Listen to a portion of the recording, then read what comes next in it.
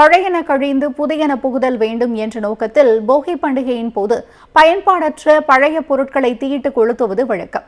அப்போது பொதுமக்களில் சிலர் வீட்டில் உள்ள பிளாஸ்டிக் பொருட்களை எரிப்பதால் சுற்றுச்சூழல் மாசுபடுகிறது.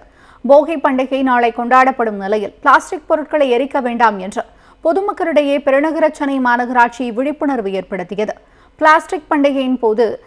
போகி பண்டிகையின் போது பிளாஸ்டிக் பொருட்கள், டயர் உள்ளிட்ட நச்சு வாயுக்களை வெளியேற்றும் பொருட்களை எரிக்க வேண்டாம் என வேண்டுகோள் விடுத்துள்ள மாநகராட்சி நிர்வாகம், பிளாஸ்டிக் குப்பைகளை தூய்மை பணியாளர்களிடம் வழங்க வேண்டும் என்று ஒலிபெருக்கி வாயிலாக கேட்டுக்கொண்டது. பெருநகர சென்னை மாநகராட்சியில் இருந்து ஒரு முக்கிய அறிவிப்பு. போகி பண்டிகையின் போது எரிக்கப்படும் பிளாஸ்டிக் டயர்கள், பழைய துணிகள், இதர பொருட்களால் பொதுமக்களுக்கு பல்வேறு உடல்நல பாதிப்புகள் ஏற்படுவதுடன் காற்று மாசு அடைகிறது. எனவே பொதுமக்கள் அனைவரும் தேவையில்லாத பொருட்களை எரிப்பதை தவிர்த்து அவற்றை உங்கள் இல்லந்தோறும் வரும் மாநகராட்சி தூய்மை பணியாளர்களிடம் ஒப்படைக்குமாறு அன்புடன் கேட்டுக்கொள்கிறோம்.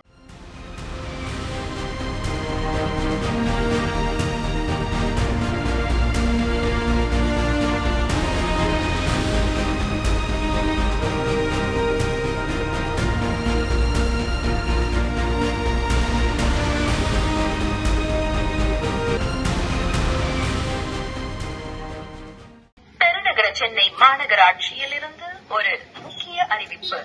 போகி பண்டிகையின் போது எரிக்கப்படும் பிளாஸ்டிக் டயர்கள், பழைய துணிகள், இதர பொருட்களால் பொதுமக்களுக்கு பல்வேறு உடல்நல பாதிப்புகள் ஏற்படுவதுடன் காற்று மாசு அடைகிறது. எனவே பொதுமக்கள் அனைவரும் தேவையில்லாத பொருட்களை எரிப்பதை தவிர்த்து அவற்றை உங்கள் இல்லந்தோறும் வரும் மாநகராட்சி தூய்மை பணியாளர்களிடம் ஒப்படைக்குமாறு அன்புடன் கேட்டுக்கொள்கிறோம்.